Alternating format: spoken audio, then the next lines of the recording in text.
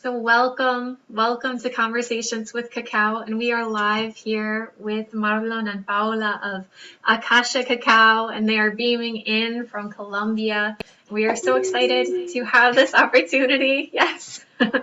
Thank you so much for joining us. I know so many people have been excited to get together, to get to know you in a deeper way. And I have heard so many beautiful things from people who have been connecting with your cacao over the past weeks of how many shifts and how excited they've been. So it is really an honor and a blessing to be here with you again and get the opportunity to connect again. And so welcome and thank you. And thank you for all of you who are here present today and all of you who will catch the recording.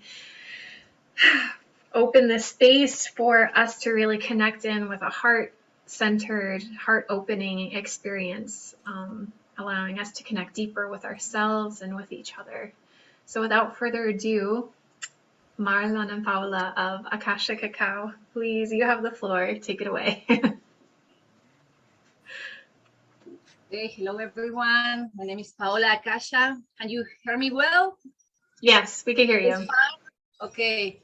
Please, if there's any problem that you cannot listen to us, let us know so we can arrange things differently here. Okay? Perfect. All right. Hola a todos. I'm Marlon. I'm very excited to be here. To us, it's a great honor to share this moment with you guys and to share this beautiful medicine directly from our farm, from our land. We're here in Colombia, in the state of Santander, in our farm, Ecofinca Akasha. And yeah, we're just sitting right outside, in one of our ceremonial places, one of our malocas. And I don't know if the light is good. We have the sun right now directly on us, but maybe as the time goes on, it will change a little bit. So if there's a problem, just let us know, okay? And well, the idea is to share a little bit with you guys, to share cup of cacao, to connect a little bit with our heart and to really being able to speak sweet word, talk a little bit about cacao, share a little bit what we know, and also to listen to you guys, to listen how it's been this medicine for you. And sorry about the dogs. They really like to join the ceremony as well. But yeah, so let's just start now. So does everybody have some cacao with you? I have mine. Okay. Cool. Good.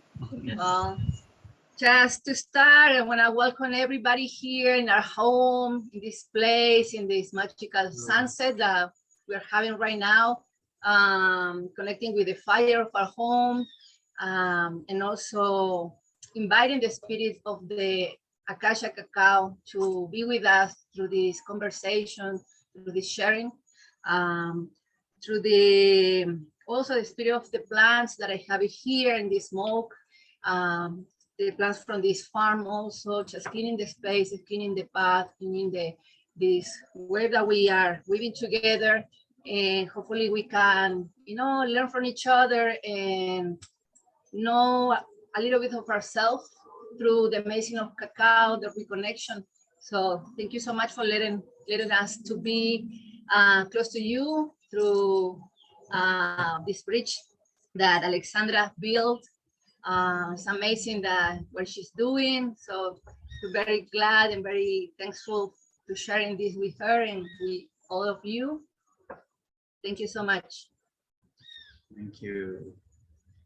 And well, I'm gonna be honest. This is the first time we do this. We're very accustomed to do this at home, forming circles in our maloca, in our sacred places, in our sacred place, and so yeah, let's get it in tune there. So sorry if I look a little bit nervous. So before we start, Alexa, I don't know if it is possible. Is it? Can we introduce ourselves so we can know who's connected, who's there? Absolutely, yes. So if you feel comfortable, just unmuting yourselves and Mhm. beaming in your name and where you are and maybe what brings you here today. Hi, I'm Mallory. I live in Florida in the US. I'm about 3 months into my cacao journeying. It's new to me, but it's been very life-changing. I came from a dark place a few months ago and I'm feeling much more into myself. So I'm grateful for this journey and I'm just soaking in every bit that I can really. So I'm glad to be here with you all. Mhm. Hi, I'm Carrie. I am in Florida as well, and it's cold today. And I don't usually drink cacao in the afternoons, but I wanted to do it for this special occasion, so I'm really looking forward to this. So thank you. Right. Thank you, Marlon. Me. Hello, everyone. Hadia here. I live in California in the US. And yeah, I just wanted to, I love this conversations with cacao. I love bringing in the energy of, different cacaos. And so wanted to come into this space and just learn more about, your offerings and to commune together. Thank you. Thank you. And I would love to beam Sabine into the space. She was so disappointed that she couldn't make the circle live, but she is holding her own cacao sharing with your cacao as we speak right now. So she's in Chicago sharing in person with her community and your cacao, and she was excited to be sharing at the same time, but very disappointed not to be able to be here in person with you. All right. Cool. All right. That's nice. It's very good to connect with you guys. So to start this little circle, this beautiful circle that we have, it's good to explain a little bit. When you work with cacao, you always have certain what we call elementos. Not really sure how you translate that in English, but we have certain things that facilitate this to connect with this ceremonial moment. We have the fire, which is kind of the engine of this one, and the fire represents the active energy, represents the energy of the sun, the father sun. We also have the air, of course, represented by the holy smokes. We have this special cup that Paola, she lights it and she puts certain plants there, and that helps to clean the environment, to help us to connect with ourselves. We have the earth representing also like the seeds that we have here. This is space where we are, and of course the water, which is quite important for this ceremony. It's represented in the water of the chocolate represented here. We also have it in our table. And water in most cultures represent emotions. What we have in our heart, what we feel, the things that we love, all the things that go through us, and that emotional dimension. And on the fire, I don't know if you can actually see it. There is the pot where we have the chocolate right now, and yeah, so we're about to serve it. Before that, like you want us, going to light this little candle here, if the wind allow us. Also, as the representation of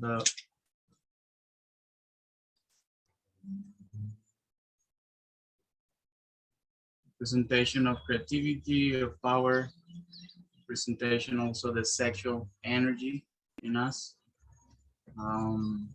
the creativity, and transformation as well. That's allowed to transform just the medicines into something more sublime. And I would like you guys, let's close our eyes a little bit. Just feel this moment. Inhale deeply through your lungs and feel that air coming in. Exhaling slowly.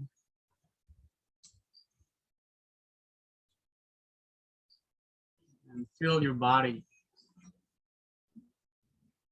Feel the weight of your body against the floor.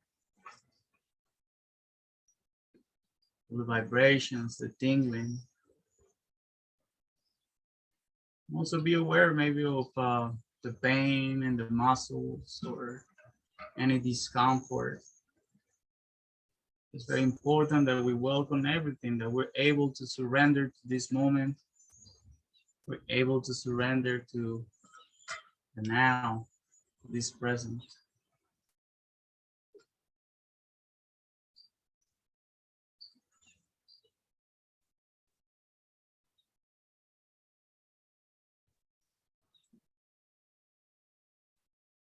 Now listen to the sounds, whatever is coming to you. We have the sound of the river, sound of the waterfall,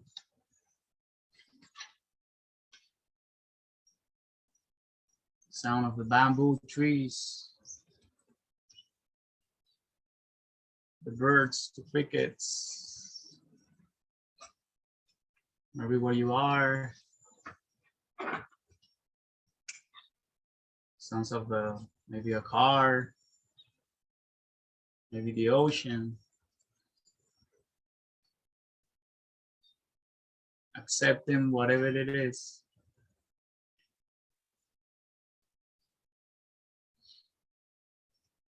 Let's inhale deeply. Exhale.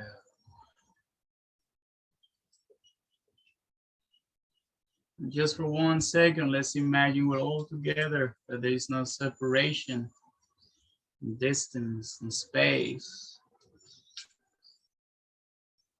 We're all together, feeling the warmth of the fire.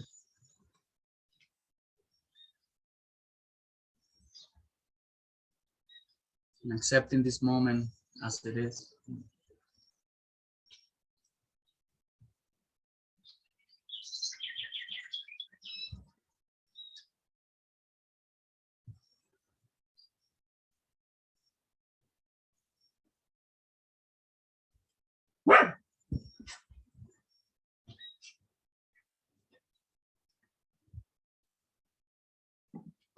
I'm feeling a state of relax,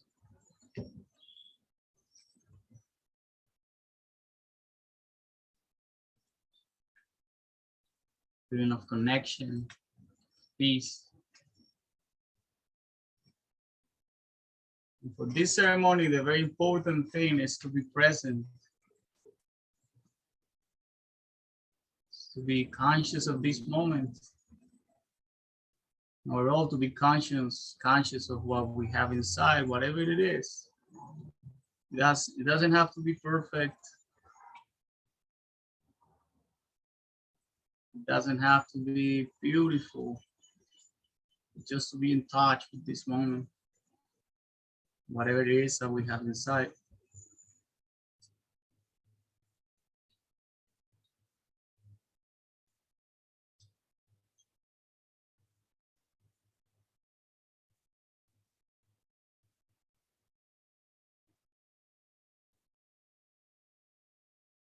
Whatever it is, let it be. Welcome.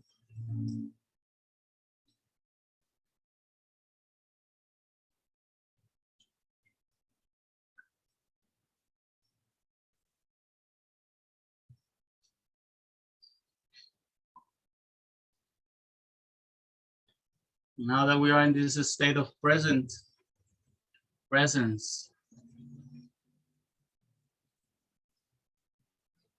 we introduce ourselves to the mountains around us.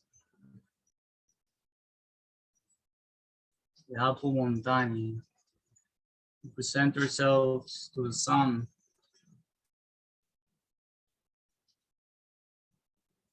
This beautiful earth, Pachamama bendita.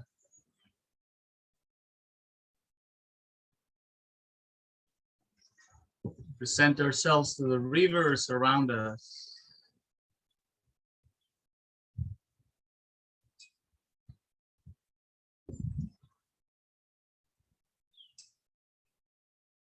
All life's forms.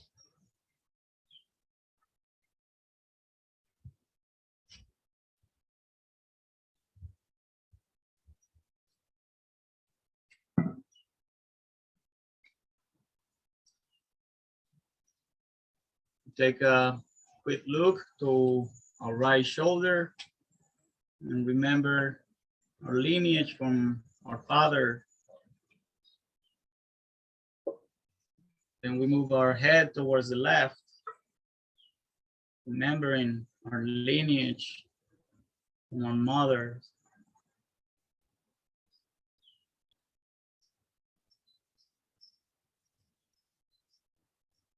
And we look towards the sky,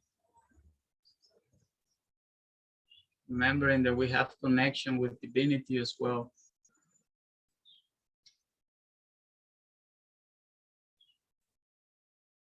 Connecting to the guardians of the places where you are.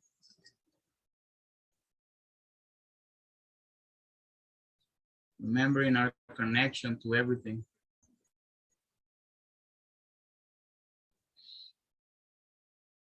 Feel your presence, feel the life in you.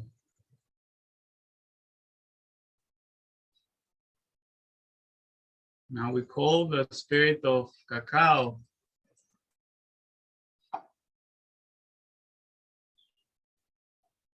Welcome it.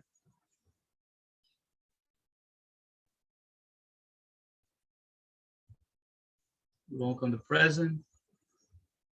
We open our mind, our body, our heart. Receive this beautiful medicine.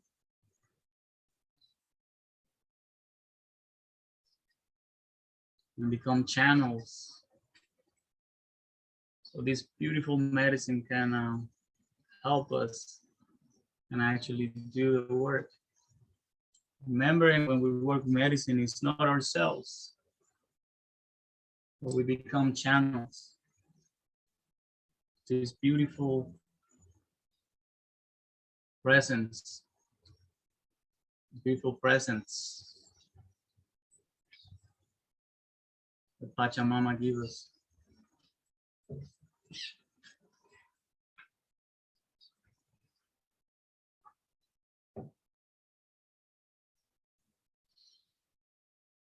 Inhale deeply. Exhale.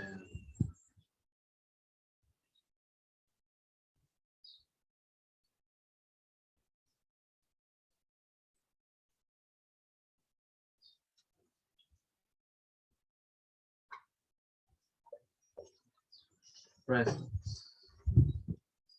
Be conscious.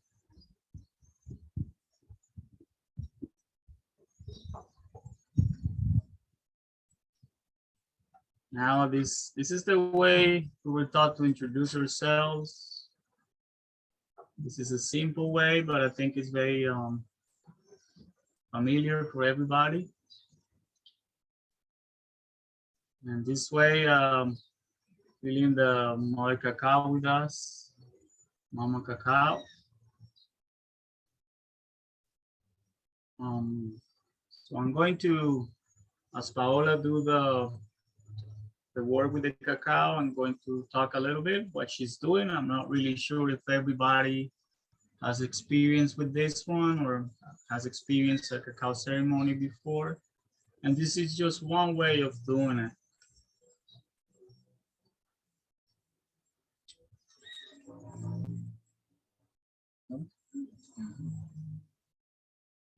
So Paola right here,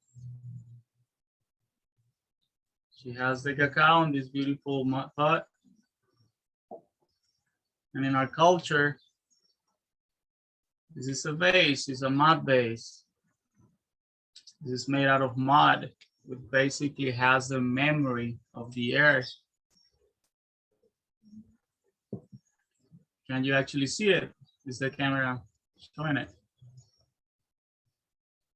And And this water, we have some spices, a little bit of cane sugar, and I'm gonna add the cacao that probably you have with you there, same cacao that grows in this land. So as we add the cacao in this water, I'm gonna start doing some prayers in silence while Marlon is explaining to you how we do it here in this part of the world. so we have two different items here. We have this the pot, and this pot represent the female energy. Represents the women's wound where life comes.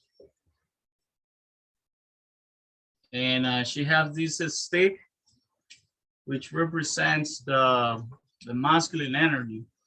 In every single ceremony here in Colombia and probably most places, and also in the Hermetic knowledge, when you work with medicines, when you work with any ritual, you need to have both energies, the masculine and the feminine. And when you put those two things together, what comes is life, comes is magic. We can materialize, we can open the door to any, depending on the ceremony that you're working on, you can actually bring and express it yourselves through you. So when she does that, this movement, that's the energy activating the cacao medicine. And as you do that, you put your prayers right there.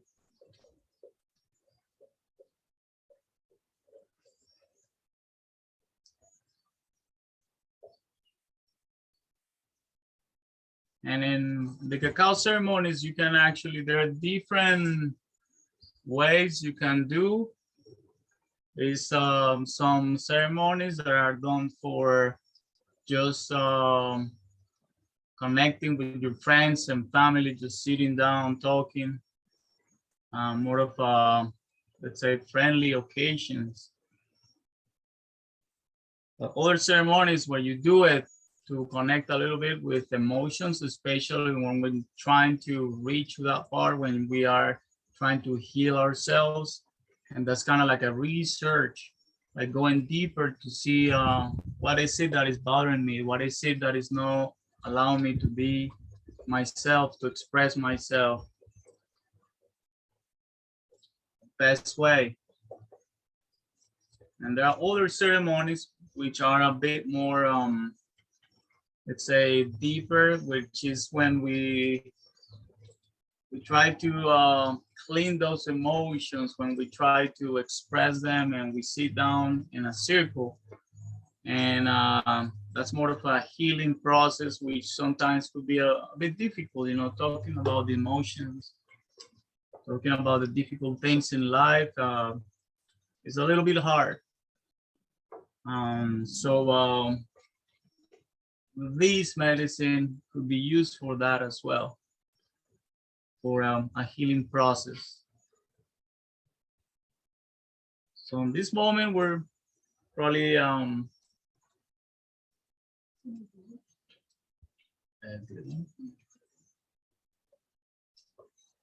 idea is to it's kind of a hybrid, to have a little bit of connection of family, a good talk,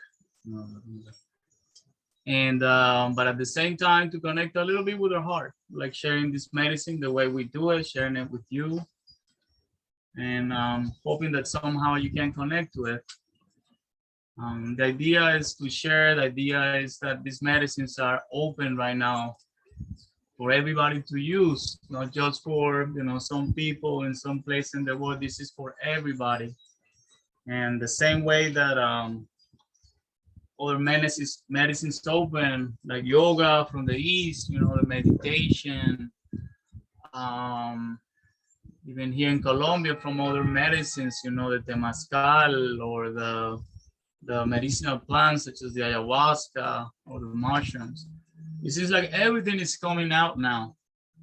Everything is open to everybody. And what the elders said is like, yeah, this is the time. This is the time where we're able to connect to everything. We're evolving right now into a new species. So all these medicine are here to help us in that journey, in that process. We never stop evolving. But I think it's time to dream in a different world, to dream a different way of thinking, to dream and to make reality a new world. And that's a story. That's a story that I really like and I really trust.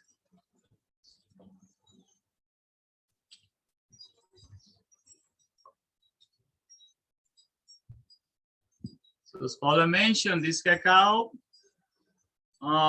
it's actually it's a bitter cacao.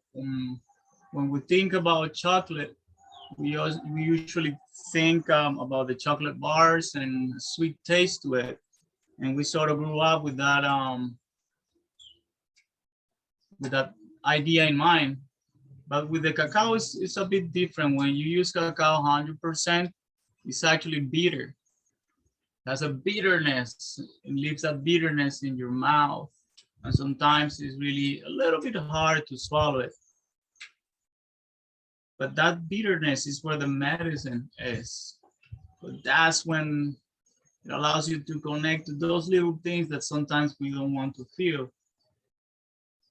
In our culture, we can add some spices to make it tastier and also to amplify the healing powers. We use turmeric, we use cinnamon, and other herbs. And I think that's when you start learning how to connect to it, you develop your own recipes, you develop your own way of doing it, and also depending on what you need. And this place around us, you cannot see it right now, but this is a place where sugar cane is grown. So we use some of the sweet in the sugar cane, which is connected to this land, and we put it here as well. You don't have to use it. You can also use honey. But the idea is to make it a little more friendly and somehow connected to the place where you are.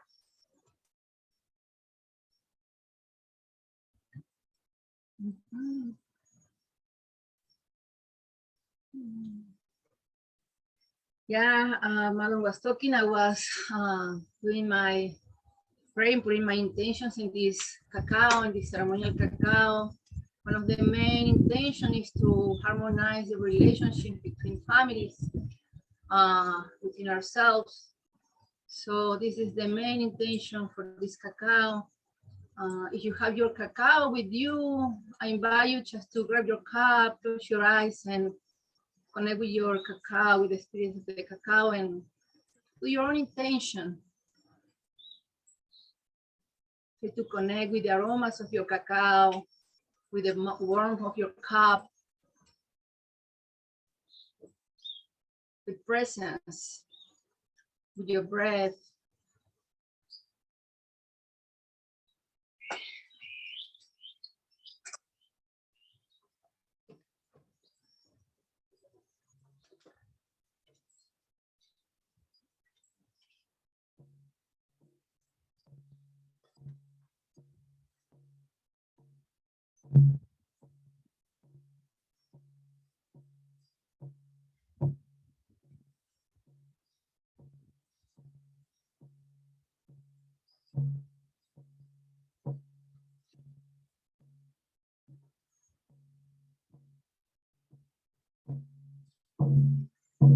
Ábrete corazón,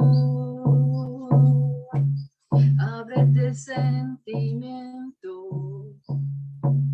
ábrete entendimiento, deja a un lado la razón y deja brillar el sol escondido en tu interior.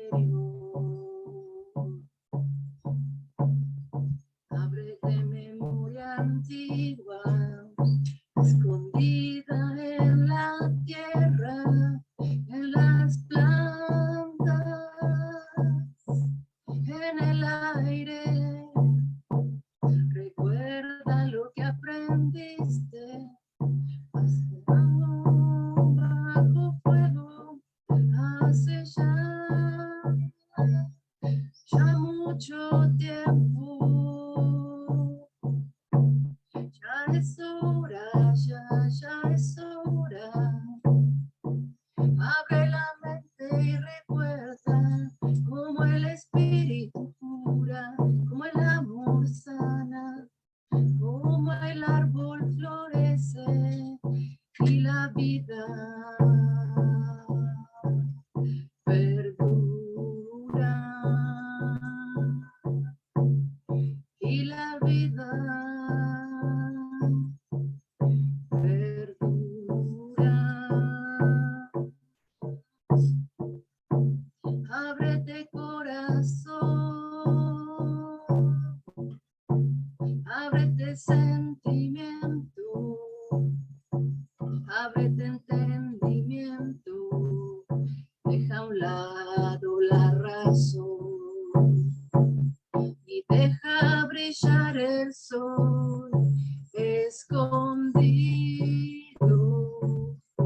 en tu interior. Y deja brillar el sol escondido en tu interior.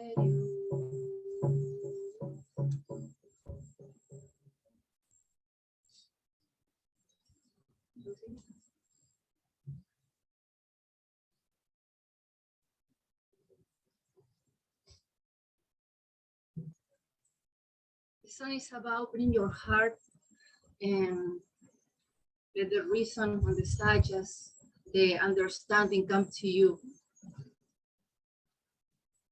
And you can see the simple things of life being present and connected. So I'm gonna serve the cacao now. Let's activated with our prayers. We're gonna share the cacao with you all together.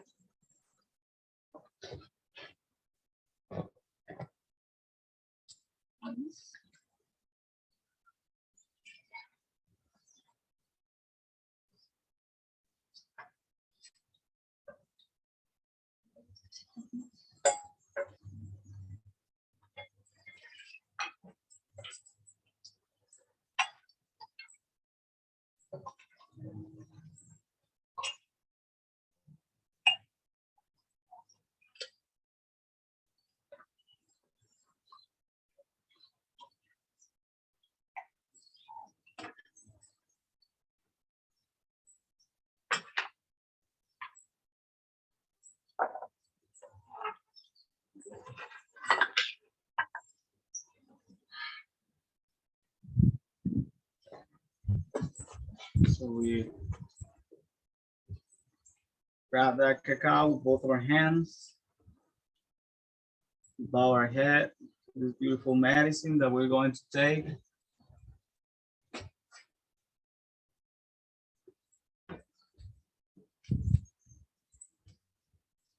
Feeling that emotion of thankfulness, of health, connection, vitality, energy.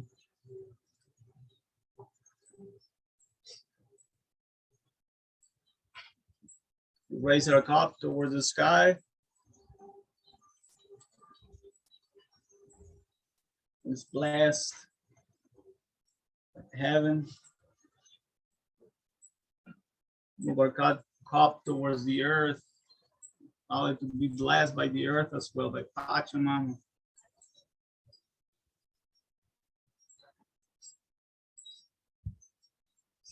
Salud.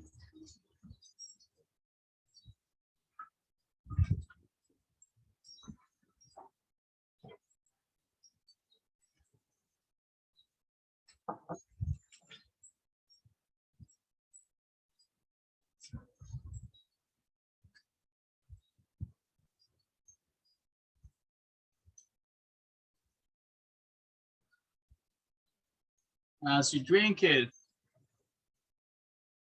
be aware of the smell, be aware of the warmth, be aware of the bitterness, the sweets.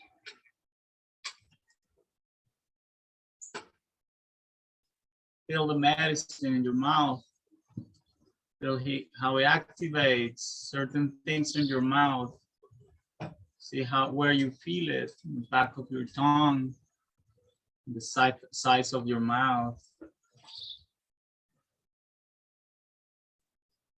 You're aware of how your mouth starts salivating as well. It's a response of the body. The medicine is coming to you.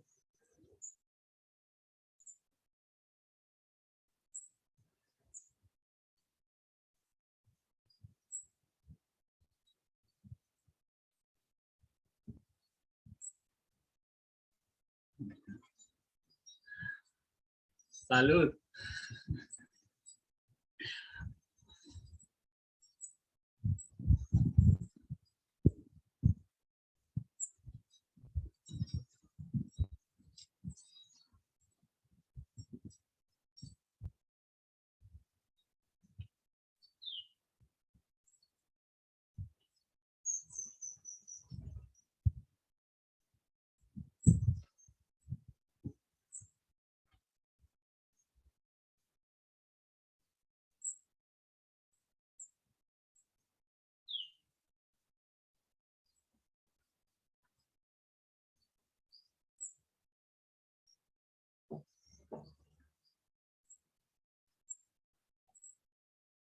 Let's keep enjoying that cup for a little bit.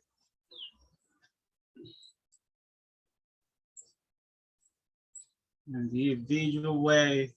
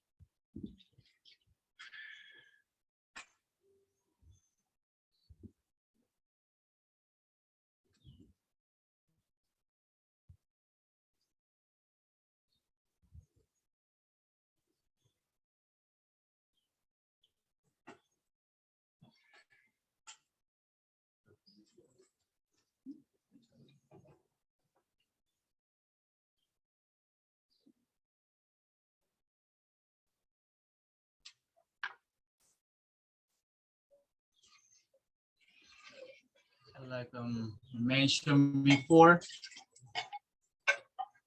some of these ceremonies are a little bit to share, to connect us as friends, to talk about medicines, to talk about what we have inside. So and we can do that. We can open a little bit this conversation and allow the medicine to talk to us. Don't have to, go to our mind to try to talk something beautiful or special, but let's just talk just a normal conversation, and try to just feel it from you, from the inside. What's coming to you?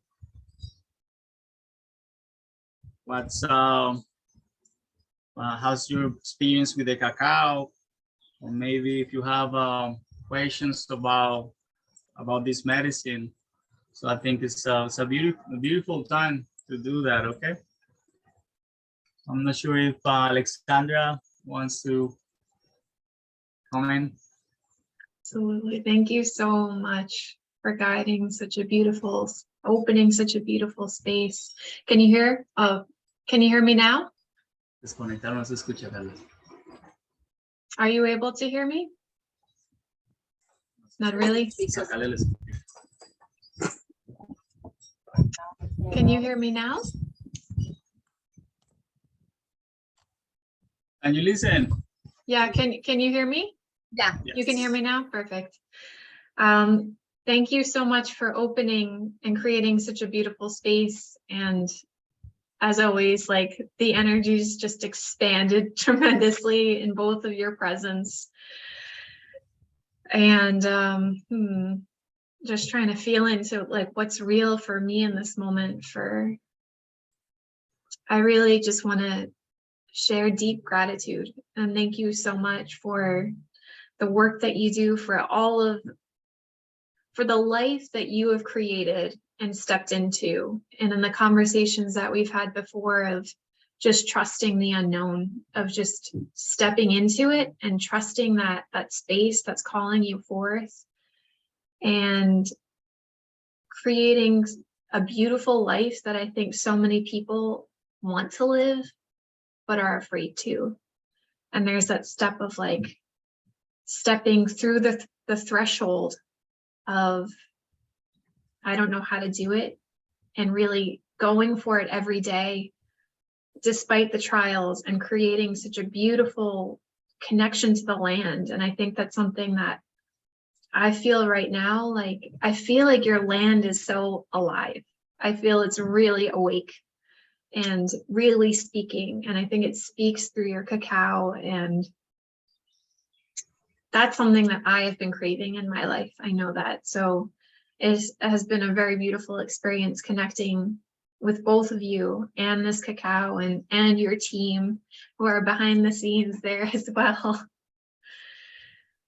So I have a lot of gratitude flowing through me at this moment. And I would love to open up this space even more if anybody feels comfortable sharing at this time. If you don't feel comfortable sharing with the recording, I can always pause it, or this is really to create a safe space to share. So if the recording is something that's blocking you from sharing, let me know and I will stop it or edit this part out. But feeling into yeah, what is real for you beautiful women that have joined us today as well.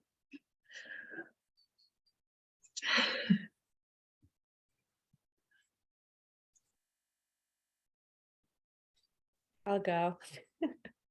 I don't like to wait. Oh, because now it's like fresh in my mind that I am feeling that was really beautiful. Both of your voices are so soothing, like just on top of the energy that I'm feeling from your amazing space that you're in. I can feel it through this virtual way. I don't even know how that's possible, but I can feel it. But just the two of you, your voices are so soothing, and it brought forth feelings of kind of like my rebirth that I'm in right now, in my new space. I'm finding in this time like deep connection to the land that I'm tending now, which is so different from the land that I came from. And I feel like it's like connecting with the land and connecting with Mother Earth again. It's a rebirth of myself. It's the only way I can describe it. And that's kind of the feeling that is coming through strongly right now, which is really, really beautiful for me. So thank you. Thank you for sharing your energy. I'm really glad I was able to make this because I feel very special.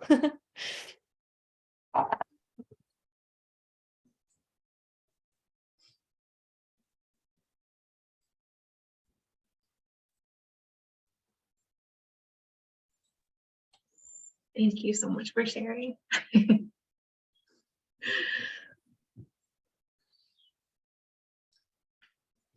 Yeah, well, just to share a little bit of what we do here.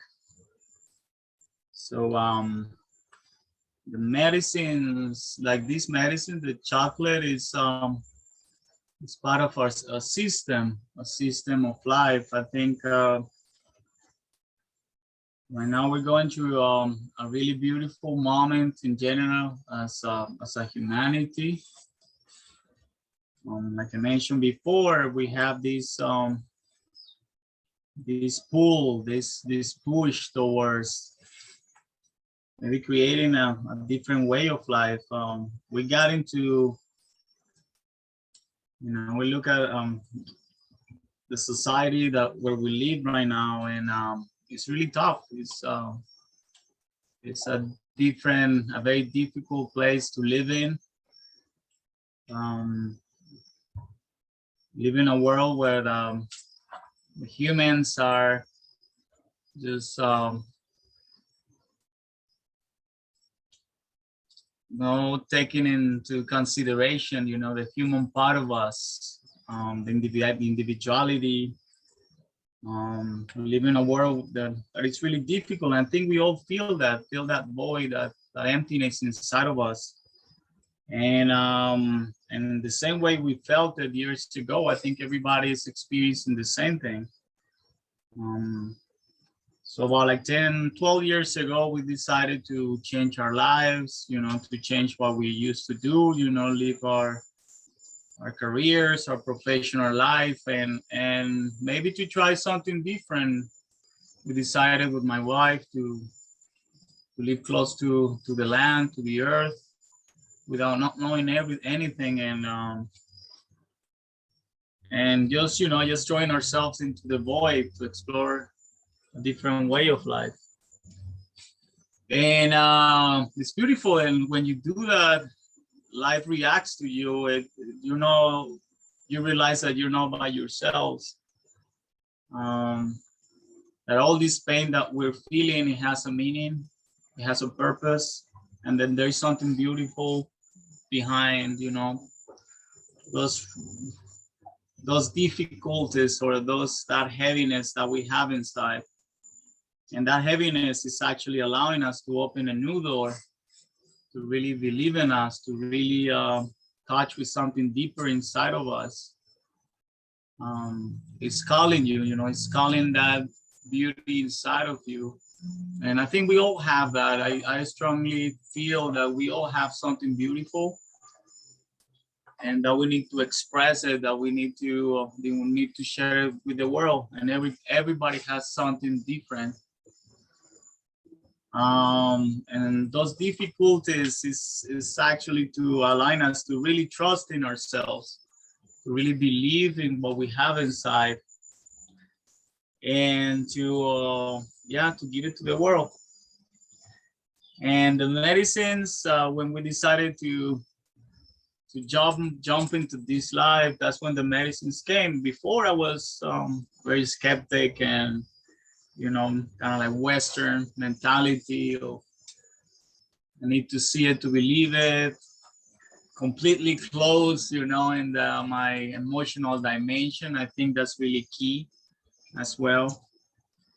But then started coming little by little, and it took me a while because I was very close, and I'm still close sometimes. It's really hard.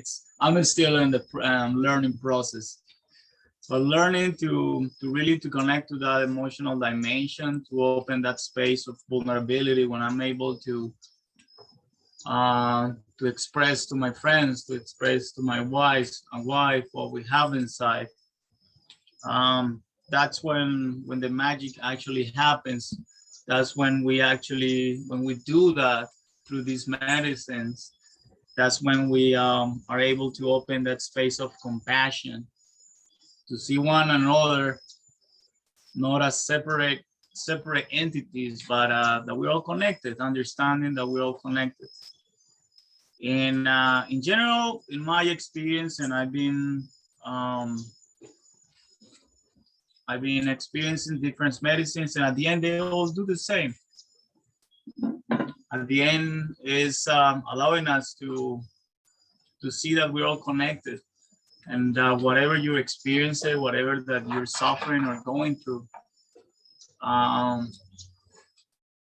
we're a reflection of everybody, that we all suffer, it's difficult to be in this life, that we all have problems. And it's beautiful when you do that, you go into that healing process, to seeing yourselves as a reflection of the people around you. So these medicines are for that. Sometimes I know at the beginning when we start, and this one is a very subtle medicine. It's very beautiful, very kind. It's very compassionate because it's a very how do you say subtle. It's not like another strong medicines or entheogenics when you can go to other places and discover and explore. But at the end, it doesn't matter what it is. You always go back to the same point, and it's like feeling that space of vulnerability and to feel connected, not just to other people around you, but every single thing around you, that everything is just one, with the heaven, with the air, with the rocks, with the plants, with the animals, we're all connected. So that's, to me, that's the first step, to learning how to get into that place where you feel that connection, and that place where you can feel that life energy that creates everything around us, that create the trees, that creates this beautiful sky, this perfection that we see everywhere around us. That's when magic start happening. And it's a process, and I think we all are in that process. I think that's what we all at the end are looking for.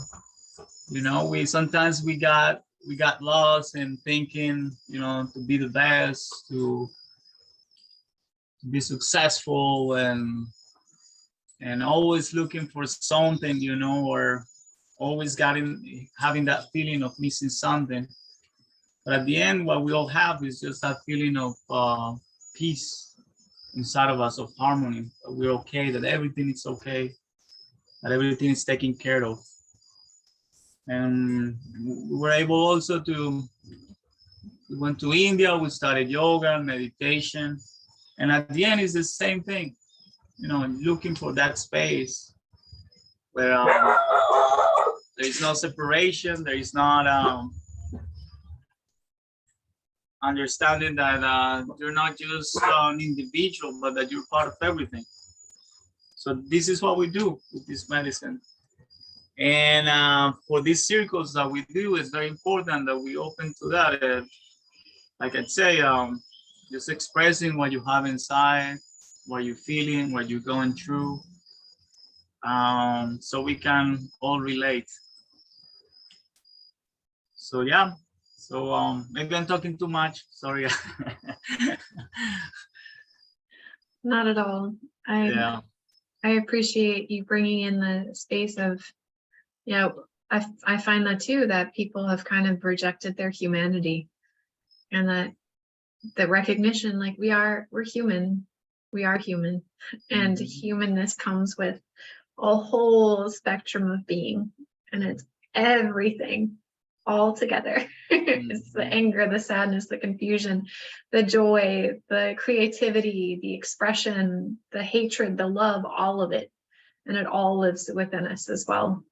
And there was something else that came up, but it kind of fled out of my mind for a moment. I would love to know if there are also any questions that come up. I know there are two questions. Someone sent me their questions in, and the first question was what music you listen to. If you listen to music, if you sing songs while you prepare the cacao, while you're working on the lands, what music inspires you and what you connect with. Okay. Well, I'm in the moment that I'm listening to Sam Garrett a lot. And it's something that is very catchy to me, and it's very inspiring me also to sing while I'm working on the kitchen. And I was making bread yesterday and listened to him, and I get into the kneading the dough and being really connected with what I was doing through his music. So kind of, I really feel his energy, the way that he's been doing the music. Just I really kind of feel the message through the energy, not the words or the melodies, but just the prayer he put when he was recording songs. I have a playlist also that I usually listen is for static dance with cacao. So it's a mix of shamanic Latin music, like a techno shamanic music. And when I'm cleaning the house, it's perfect. So pretty much at this moment I'm in that stage. We usually do circles when we visit friends. There's a lot of live music involved, and the music that we usually sing is similar that I was playing with the drum. Is like a ceremonial, usually the music that people use for temazcal, the sweat lodge, or ayahuasca ceremonies. So really amazing messages that it's not just music, it have a message in it. So trying to deep and trying to understand, what is arising in myself when I listen to those messages, because sometimes in a bad day, you kind of understand something and being aware of that. So I kind of in that part, like for now. But through my whole life, I went through so many stages of music, but at this moment, I'm enjoying this part. Well, this is Colombia, so we're very connected to music, to rhythm, to dancing. Dancing is a very important thing in our culture. We grew up dancing, we grew up moving a lot. And it's still on us. So it's really hard to have like some of the ceremonies we have here without music or dancing. So there is always some kind of rhythm going on while we do these things. At this point, I don't listen too much to the music I used to listen before. I'm really attracted now to what we call medicine music. So if you go to Spotify, and you put medicine music, and it was, to me, I didn't even know that existed until like 10 years ago, that this was something new for me when I started getting into this. And it's like I started listening in the ceremonies, and it just blew out my mind. Like, wow, this is so beautiful. And so that's what we listen here. At least that's what I listen most of the time, even when we're working, or the music that we play with friends. So we play with traditional instruments, the charango, the bombo, the flute, the pan flute. So there's we have some beautiful, musicians in our circles, and it's quite a party when we do these things. It's quite enjoyable, and I think it has to be this way. If it's not enjoyable, if it's no fun, then I have you to think it. It's very, sometimes it could be very serious, but this have to be that enjoyable part of it. So yeah, maybe I would suggest, if somebody's getting into it, there's some really amazing musicians, and now I think it's growing. Now you have musicians all over the world kind of like playing this one. One that is really catchy right now is Danit, Danit. I don't know if you heard of her. Really cool, really beautiful. And when you put that on Spotify, you can have the list of all the other. Peya is another one that is really nice. But yeah, it's quite beautiful, quite different, and it's very in tune to what we have here. And the idea is to really connect with everything. It's not like this is the ceremonial part over here, and then my work over here, and my fun stuff over here. The idea is to connect everything. That everything has to be a system, a life system. So that's what we listen to right now. I love it. Yes, I might need to borrow that ecstatic dance mix to help me clean my house too. Mhm. I need some assistance and motivation. As you were saying that, I was thinking that, like, after I get out of, say hello. After I come out of these beautiful ceremonies, I am lighthearted. I'm like dancing around the kitchen, and then I put my music on. So it's like that mix of like, I can be serious, I connect, I go within, and then it's like, now I can do my normal mundane things with the new energy, right? It's just beautiful. And then these guys absorb it, and then suddenly they're acting better, because of me, because I set the tone. So yeah, I love that. And the music conversation kind of brought that out, because I do the same thing. I do Spotify, and then I type in like, actually I was listening to Akasha mix on Spotify, and like so many good artists came on. So yeah, really fun. Oh, beautiful. Akasha playlist. Yeah, you should create an Akasha Spotify list and share it with us all. And that was just like synchronicity, because that's like what came on. Like my husband was listening to something, and like that showed up. I'm like, keep that on, click it. It was really synchronistic. So beautiful. I love it. I'm gonna say something about that. I see the kid there. Also in our circle, the family is involved. It's not just individuals. Try to get families, the kids, to in the same vibration. So when we have these circles of words, of cacao circles, or music circles, there's gonna always, all ages are welcome there, to enjoy it. Is something that is no differentiation, just the energy connecting all of us. And through music is the best.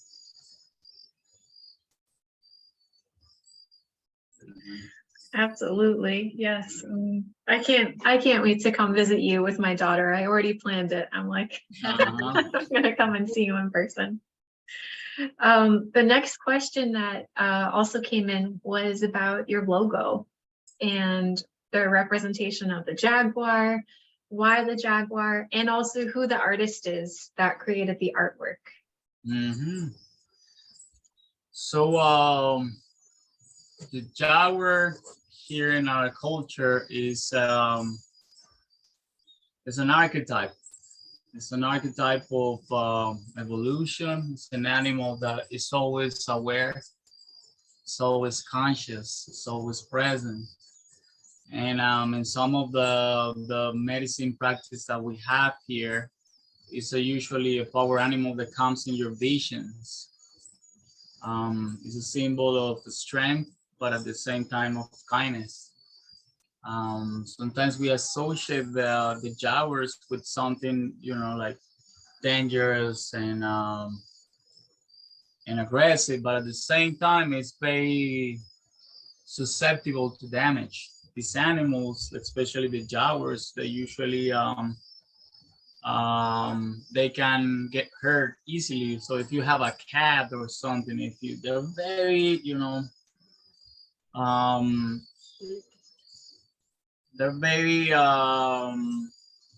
they can hunt anything. You know, they're very fast and their reactions are very speedy, but at the same time they can get hurt really easily. So in the same, it's kind of a representation that yeah, it's a strength, but at the same time, you are also have that feeling of being aware, of being present, especially in your emotional side, like being aware of what's around you, understanding that yeah, if you're not like present, if you're not surrender to every single moment, you know, it could be difficult. So and we have a friend from Mexico who was here, and I really want that we were really connected to this animal, especially since we're here in Colombia and coming that time we were coming from the jungle, and we had it in a vision, one ayahuasca vision long time ago, and explained that to him, and he was a very connected person. He was a medicine man, and he designed it for us. And if you actually look really closely into the symbol, there is not a jaguar, but there is also an eagle in it, and there is also a whale. You see it in the eyes, the red part. There is an eagle. There is the chakras as well, and yeah. So it's also the peyote flower. The guy who drew it was from Mexico, and we connected to some of the medicine there as well. So it's actually a combination of different things. So it's a representation of what we feel, you know, like the strength, the power, but at the same time, the vulnerability. And we have to be present all the time. We have to be conscious. We have to be strong, but at the same time, we cannot forget that we need to be kind. Right. That's so beautiful. I'm gonna have to study the image even more later. Yeah. It comes to you. It comes to you with the medicines. If you relax, like I said, especially the cacao. The cacao usually takes from 30 to 40 minutes, same as other medicines, to kick in and to feel that little openness in your heart. Um, Here in our culture, it's we use it mostly every morning for energy. You know, it gives you a lot of energy. But it has some other reactions in your body, like physical biochemical reactions, you know, the feeling of happiness, the feeling of openness. The cacao, especially if you eat it raw as well, now it has what they call the molecule of bliss, feeling, you know, happiness in it. And yeah, it's the best anti-aging medicine as well. So it's those things that you can eat it for everything, you know. It's not only tastes good, you know, but it gives you energy and makes you happy and makes you younger. So it's like just perfect. It's beautiful. Yeah. So yeah, I like to hear a little bit about you guys, like how it's been that journey, you know, with the chocolate, or you know, if you what's been your experience with it, or what is it that you're looking for in these medicines. Remember, this is about sharing. This is a circle. So I'll share. So I've been working with cacao, obviously not this cacao, but with cacao for a little over 2 years now. And for me, it was about connecting with my ancestors and connecting with the lands that my ancestors descended from. So that's what got me into, you know, participating in like having cacao daily, ritualistically, and just, you know, just opening my heart. I love that it's a heart medicine, that it allows you to move from like the frequency and vibrations of the heart. Not always is it's not always soft and gentle though. Like I have found that sometimes it can be rough. Like it's not, you know, we think joy and bliss and it's like light, but sometimes it can bring in like not a heaviness, but like a reality of like, you know, the heaviness of being alive, right? And so, you know, when I first started drinking cacao, it was lots of tears, and you're like, why am I crying all the time? And still, there are still days where it's just like, oh man, it's, you know, there's tears, and not that tears are bad, but it's just really, you know, feeling so much can be challenging, especially when you live in places like where we live, right? Where it's just it's hard to move where there's a lot of density in life, right? Where you can see and experience and feel that like people feel weighty and heavy, and they're not moving with the land, and they don't understand like their connection to the elements. And so I think that's what makes it a little bit challenging at times to be experiencing life from this frequency, but also to have to live in a world that doesn't always, or that doesn't really understand, you know, our connectedness. So, but it is beautiful to have this daily reminder, like the slow down, the coming into resonance with the elements, the gratitude. Like I love, you know, sometimes it takes you 20 minutes to bless my cacao and you're like, it's cold, but, you know, really just reflecting and allowing whatever comes through for each of the elements, allowing what needs to be said, and just like sitting in that moment of like a reflection. And sometimes just, you know, shedding tears for like, man, I forgot, you know, you don't remember how beautiful the earth is and how much she gives to us. And like, she's the reminder of unconditional love, like here in this dimension. And we have this beautiful land. And sometimes we forget, you know, you go through your daily day, but like having the cacao and allowing to reflect on that, and just seeing the ways that we've been blessed. You know, sometimes it's like, oh, that makes me tear up. Having this moment of like pause, of reflection and time. So I'm, you know, super grateful to this medicine came into my life. Just, you know, whether I was 100% sure what it was, it just kind of came in, and being able to share spaces like these and understand different cacaos and what brought people to this medicine, and like everything that has unfolded and unlocked for you all. It's really funny you mentioned the void, because I'm like, okay, I feel like I'm in the void right now in life. And I'm just like, okay, you know, I've got to surrender to the void. And it's just beautiful to see, you know, what you all have built, what you both have built, and what your community is building. And just like, there are opportunities to like go and shed this life that you think you have to live. And like you said, on the other side, it's, you know, you get the answers and you're not alone. And so that's just like a beautiful reflection to be able to sit in the space and to see, you know, what can come of that surrender. So thank you.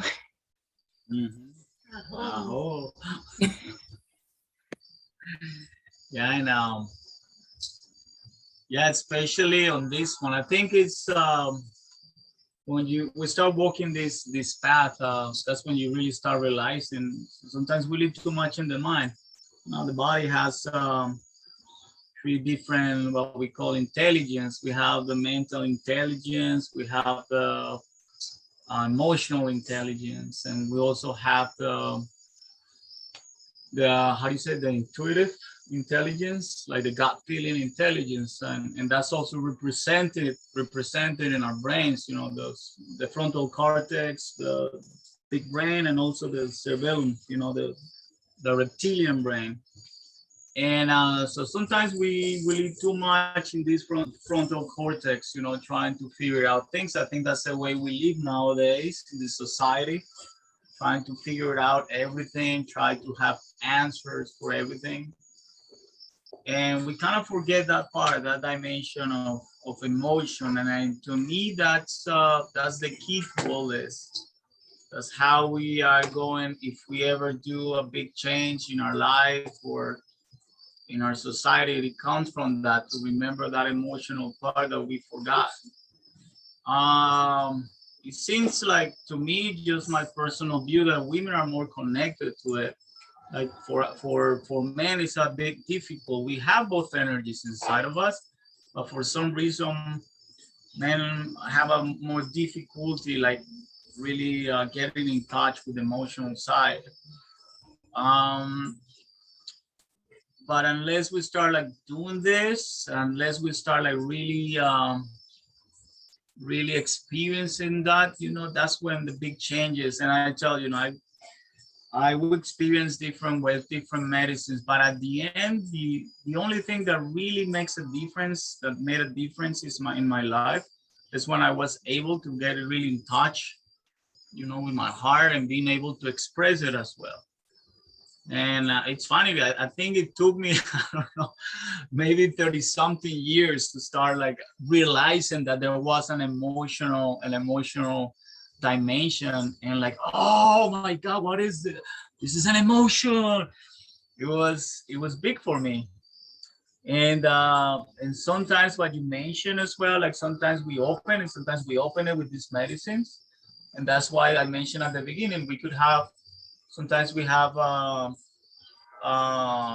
ceremonies to just explore, other ceremonies to heal, other ceremonies just to connect. And but sometimes, you know, this emotion comes to, and sometimes, like, we don't know, we open these doors, and suddenly, you know, these strong feelings come. So on the ceremonies that we do, that's what we do. Like, you bring the emotion, you sort of deal with it, and you also you turn it, you become an alchemist. Just you dive deep into these emotions, you get it out, and you surrender it to the air. You release it from your body, you study it, but to a point that you have an understanding. That's when wisdom come to us, like, to understanding, like, where these emotions, where all these feelings that we have come from. And most of these things don't even come from our life. Some of these things come from our ancestors. You know, whatever they experienced, whatever they suffered, whatever they went through, good and bad, that's the first thing that is downloaded once we are conceived. So we not only have the physical, how do you say, yeah, heritage, you know, from our ancestors, but also their emotional part. And it's a big thing. We don't know this, and it just now, science is just understanding that as well. That it is true. It's not just a fairy tale. So understanding that most of the things that we deal with right now, I'm sure, and I tell you, in my experience, like 99% of the things that are really heavy for me, that actually come from my heritage. So learning how to clean, learning how to explore, and you don't even have to go into past life, because whatever you experience here is the same that your ancestor also experienced there. So to me, it's a beautiful journey. It's something that I never imagined, and it's kind of new, and it's beautiful.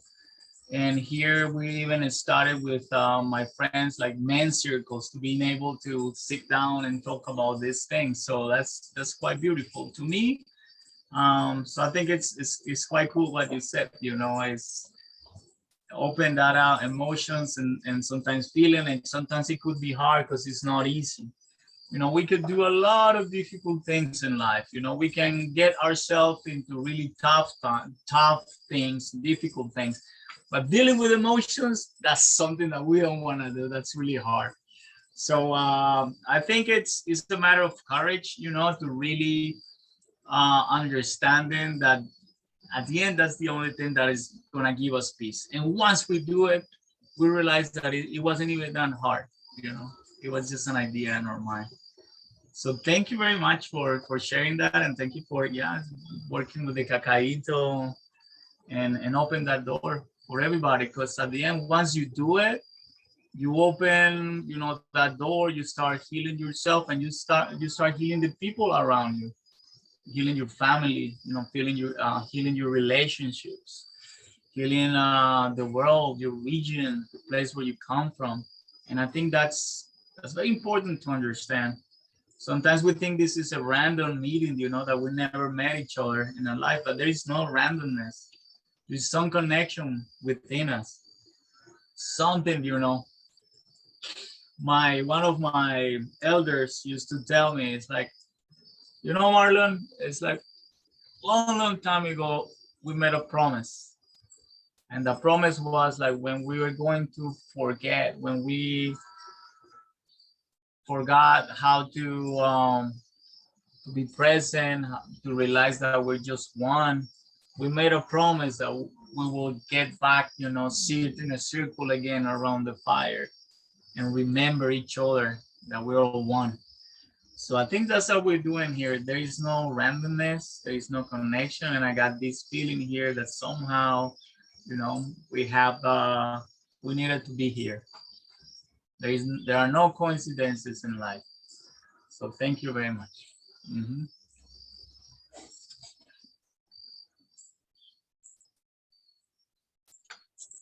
Yeah, really feeling everything that everybody's saying. It's just like, yes, yes, yes, yes, yes, yes, yes. And this conversation about feeling has been so present for me in my life, and witnessing my daughter and remembering like when I was a child, how deeply I felt. I felt so much, so deeply.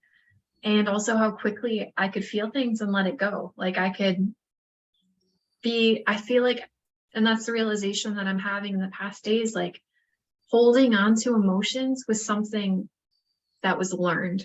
Like it was observed and learned. It was like, learn to feel guilty and hold on to this feeling. Learn to feel angry and hold on to the resentment.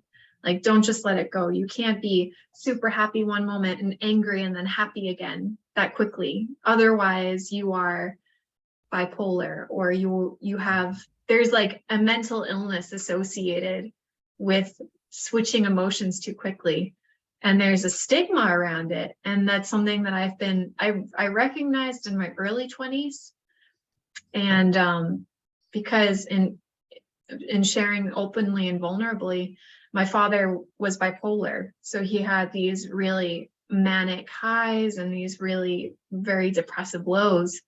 And in a way to make sure that nobody thought that I had that I wasn't bipolar, it was like, make sure you conceal, make sure you get your emotions controlled, make sure you don't feel too extreme, make sure you don't switch too quickly, otherwise people are going to worry about you, or otherwise people are going to think that you're unwell. And now coming back to it, it was just like the ability to flow like the wind. It was really like allowing this feeling to come in and feel it and fully feel it, and then let it go and be with the next moment and be with the next moment. And so that's something that I'm working with a lot, and just the depth of feeling. And as you were speaking, Hadia, that space of density and that clarity that comes in around, it's just emotional density. We're not feeling the emotions, and it's the emotions that are being stuck, and it's heavy. And it's heavy because there's no fluidity. There's no the breath of air that's allowing things to be cleansed, or the waters that are coming in to just allow that fluidity to, it's just dense. and the not feeling and the sticking, like I have to hold on to this feeling and I have to understand it and analyze it. And why is it here? And where did it come from? Instead of just feeling it, letting it go and moving on to the next moment. And there's an instance yesterday where I was watching something with my daughter, and I wasn't fully present with the episode. We had seen it before, but there's something that triggered such deep feeling within her. And she was just like so much empathy for this character who was sacrificing himself to protect these others. And she was just like, that is so sad. And it was like all of the emotion, her heart was fully there. She was in it. She was feeling it. Like every part of her body was in the moment with this character in full empathy and full visceral understanding. And I was just like, wow, yeah, I remember when I used to feel like that. But now there's like a disassociation where I'm like, this isn't reality. I don't need to go there. But it feels like it takes a lot, or it had taken a lot for me to go on that emotional journey to really feel deeply with somebody. And then there's that space of like letting myself be lost in the moment. And that's also like noticing the social judgment around just allowing yourself to be lost in the moment, allowing yourself to just flow with the feeling, the joy, the creativity, and the vulnerability in losing yourself in the moment. So those are the things that are coming up for me as you were both speaking, and that have been swirling around in the past days that I've really been moving through. And my prayer for me and the circles that I hold with the women here locally is that the capacity to just trust our feelings, and for me to like let myself lose myself in the moment. Like, who cares what other people think? Just feel it, just flow with it, and allow that spirit to flow through, and hopefully it'll shake some stuff loose and around me and my world. But yeah. So it comes up for me. Mm-hmm.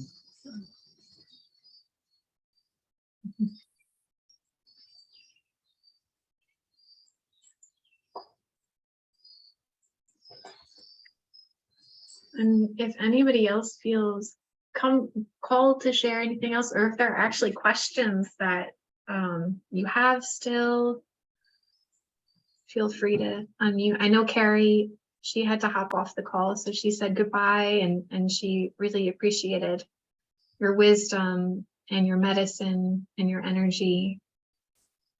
And she says, I love the softness and subtlety of Mama Cacao. And thank you for sharing your favorite music. Yeah, now remember, this is a good time, guys. If you have any questions about this, or just related to cacao, this is a good time, to talk about that. So feel free.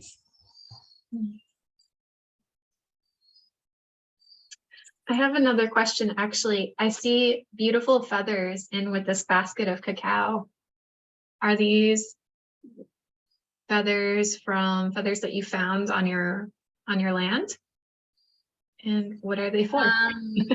Feathers. This one especially from a guacamaya. Macau. Mm-hmm. Okay. The friend has it in a town nearby.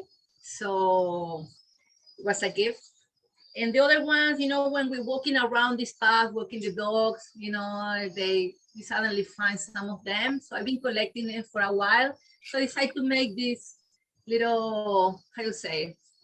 So it's like a magic wand. Yeah. Yeah.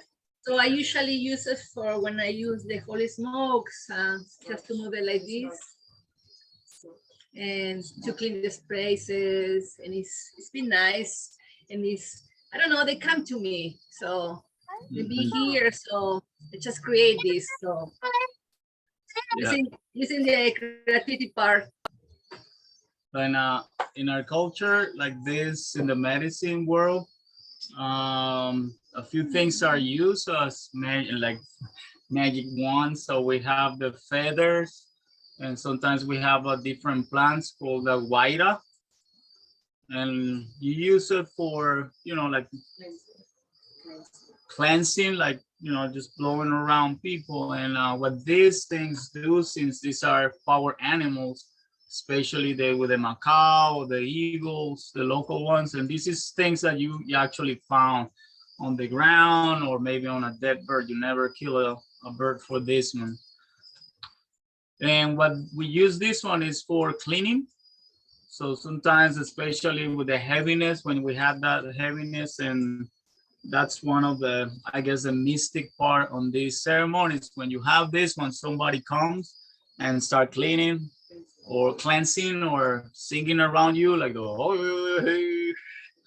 And what it does is it helps you to get away, to get those heaviness out of you.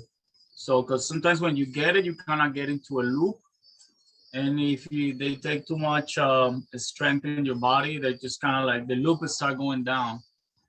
So the idea is to, this one allows you to don't get stuck in that, to clean it. So when they use as much, or when you use the white, it's actually to get these things out of you, to make you come back to the present. So that's kind of like mystically how they use it here. And we use it with smudges, with herbs, but also we use it with perfumes. We make certain perfumes here out of seeds and flowers and other plants. And you use those things to actually blow it. So when you have it, it's like a way to make you come back. So this, you don't get into this downward spiral. That's basically how you use this thing. So they're actually magic ones, And the shamans, the taitas, they use it for making that's a really deep wisdom, And the big shamans, we don't have that many nowadays, but the ones that are still there, they can heal you, they can do some other things with it, but that's like deep science. That's now they're forgetting. For now, we just use it for cleaning, for cleansing. Mm-hmm. Thank you for sharing that wisdom. Mm-hmm. Just checking in if there are any other questions that would like to be asked at this time. I know there was another question before. Oh, sorry, Hadia, yes. There's another question about your favorite spices that you like to blend in. I know you mentioned some spices before, but do you have a specific combination of herbs or spices that you enjoy with your cacao? Well, I like cardamom a lot. I like it with our coffee, with the cacao. So it's one of my favorites. So in my short path, like exploring with the plants. Hold on. Sorry. Yeah, working with the plants around here. We were planting turmeric, and we had a really amazing harvest, and we were looking for the medicinal or nutritional side of the turmeric. So this is a really amazing combination with the cacao for health. So it's something that now looking into the nutritional labels, or being more aware of what you're eating or what you're using for in your body, inflammation, certain things. I like turmeric, the use of turmeric, cardamom, and cinnamon. Those three probably would be the ones. And depending, on if in the morning I need a little bit more of a kick, a little bit of black pepper to activate something, or ginger, but here and there. Something really cool about, because turmeric, the body, it's one of those amazing spices. You can it's anti-inflammatory, and pretty much it has good benefits for a lot of diseases. It's a big thing. It's one of those plants that are heavily researched right now for all the medicinal powers. But one of the problems that turmeric has is that the body cannot absorb it. It's really difficult for the body to take it. So most of the turmeric that we consume, we lose it. So something that is really cool, nowadays people say you can use pepper, or you can use what's that the name of the spice, the spicy ginger, and that allows the body to absorb it. But something really cool that people we just learned is that the fat, the cacao beans, it has about 60% fat. So when you mix it with turmeric, that fat, it's like a carrier for the turmeric. So when you blend it, when you mix it in cacao bars or cacao drinks, it's the body can take it much more. So it's really, really cool. So yeah, just learning how to use some of these plants. We also use I don't know in English. Sometimes we use the. Hold on, I think Maya is still in our camera. Maya. That's Maya, by the way. He wants to say hi. Melis, here we call it curaya, which in Spanish is heal now. Melis is one of these medicinal herbs. It's a herb that you drink in teas, and it's used for especially problems like menstrual problems for women or stomach problems for women. So that one is another one that is really cool to use as well. So yeah. Beautiful. Thank you so much. Mm-hmm. Yeah, we try also to learn from the plants and of the herb that grows here. So in that way we kind of connect the cacao from here and the plants around here. So we don't have cardamom growing here now, but we were trying to, grow it to see what happened. But the cardamom, the turmeric is one that is number one now at the moment here in the house for the mix with the cacao. Mm-hmm. Beautiful. Thank you so much for all of that wisdom. It's so cool. Yeah, I love how nature has everything kind of sorted out. Of also the same thing with vitamin D and the magnesium, that it's hard to absorb it through eating, but cacao also has like the perfect proportions to absorb the vitamin D and the magnesium into the bloodstream. I'm like, nature is so smart. This is the perfect. It's now it's considered a superfood. Just eating, and I would suggest that. Like sometimes we like roasting it, but actually when you eat it raw, it's even better, and no fermentation. Fermentation process for the cacao just came about 60 years ago. Back in the past, fermentation wasn't very important. The fermentation is good for flavor. So when you ferment things, it makes it the bitterness goes down. Sorry, that was Sephora. That was the other dog. But so what we do here when we use it for eating, and this is actually a nut. Sometimes people call it a bean, or sometimes we don't even know what this is, this seed, but it's technically is a nut. So you can just eat it raw, just like you eat, something else, and you don't have to cook it. When you eat it raw, a lot of these chemicals actually stay there. Like this bliss chemical, when you roast it, you lose it, and a lot of the theobromine also goes down. The vitamin C, this is a high containing vitamin C, but when you roast it, all the good stuff is lost. So you can roast it when you want to drink cacao, but ideally it would be nice to have a starch of just raw beans, of raw nuts, cacao nuts, and just eat it in the morning, 3 of them in the morning, and you're making sure, that you have the good minerals and the good chemicals for your body. Like you're being well fed. Mm. So I would suggest that, you know, getting some raw beans as well and just eating it. Mm-hmm.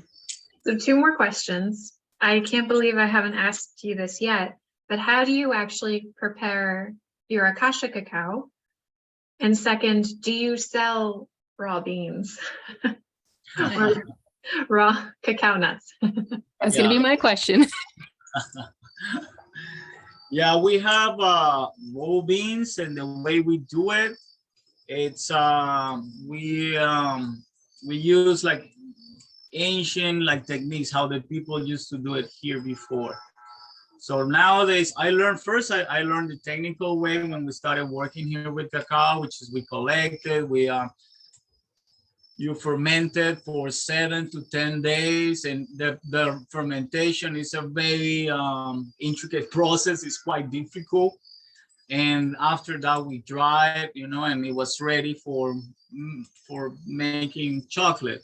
But that's the way people do it to get a good chocolate. So we were actually getting cacao for making good chocolate, and I didn't know because that's what we were taught, you know, technically. But then as you started talking to the locals and talking to the elders, la abuelos, las abuelas, then you realize that they didn't do that before.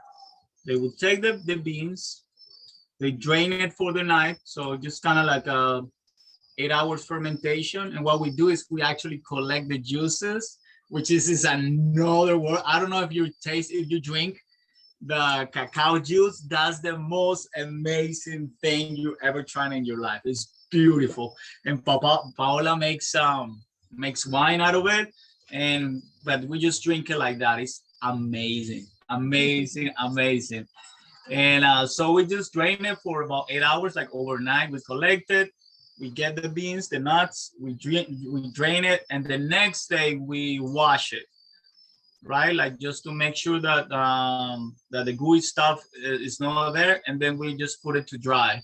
And we sun dry. We don't use ovens. We don't use any machines in that state. We use like this special solar dryers, and we just leave it there until it gets to about it's about 15%, between 6 and 15% water humidity, and that's ready. So that's it. So they actually become a reddish or yellowish color. So a really cool, beautiful color. And everything that we do here, we use permaculture techniques. Our farm is organic. So this means when you try it, it tastes like nutty flavor. It's really beautiful. It's really nice. Sometimes they're a little bit bitter compared to the other ones, but it's good. It has different tastes. It has a different flavor. So yes, we do have raw cacao in case that you want. You want to talk about the other process? You were asking about how we make our drink, cacao drink, or how we make the cacao paste. How you make the cacao paste? Okay, yeah. Since as Marlon said, we collect this is a cacao fruit that we have here, right? So we collect this fruit from the tree. We cut it. We put it in this box. That is a wooden box for ferment the cacao. We ferment the cacao for what about? Depending if we want it raw or if we want it for chocolate grade, it could be from 1 day to 7 days, depending on the type of cacao we want. Yeah. After that is the drying process that they need 72 hours of direct sun. So could be like a 5 to 7 days, depending on the season. You have a lot of rain sometimes, you have a lot of sun sometimes, but depending on the season is the amount of sun that it needs to be dry.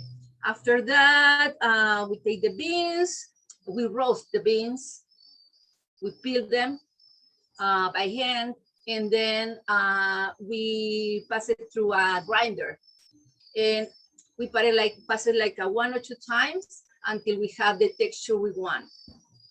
and then we put it in the molds, let it sit, and then it's ready to package. And we do it in a very artisanal way. So it's not like we don't have big machines, or we don't use a lot of these ovens, as Marlon says, to dry the beans. We try to do as natural as we can. Oh, so beautiful. Thank you for sharing that. Because I know it's quite important for this medicine. Sometimes we feel that it's about taking the medicine, but for us, it is the whole process. Is a good medicine is taking care of the plant. And we don't even, that's not even where we stop. We're taking care of the soil. For me, for us on what we do here, we also work as a permaculture school. So the idea is to take care of the soil. You take care of the soil, the Pachamama, you feed it really well. You create a really good relationship with it, and they give you the best, like when you have a healthy living soil, these fruits, these trees are happy, they grow happily, they grow nice, and the fruits that it gives are amazing. So these medicines, that's where it starts. We take care, we collect it by hand, we do it ourselves. It's something that we do, and we started working also with some families around us as well, especially the elders. There's no young people anymore around here. Everybody just going away to the city. Nobody likes to be in the farm, and we're kind of like maverick about that. And we're trying with some of the programs that we have that we would like to implant here is to some leadership and educational programs for children to see that this is beautiful. But the idea is that our relationship to start like all the way to the soil and how we collect it and how we do it. And when you do it in these beautiful ways, manually, I go, one by one, I cut these things, we do our prayers, and we use medicine to collect this one. And when you process it, and Paola is the one, she's the magician in the kitchen, especially with the chocolate. So she has a very intuitive part of processing. I'm more in charge of the soil and tendering the soil and the trees. And but the way we do it is like you always put a prayer. And so when you process this food, when you work with them, you always, whatever you're thinking, whatever you're feeling, whatever is going through you, that emotional process is in the medicine. It goes with you, as well as the magic of the place where it grows. And that's very true. So when you drink cacao and you develop this connection, you can actually see that.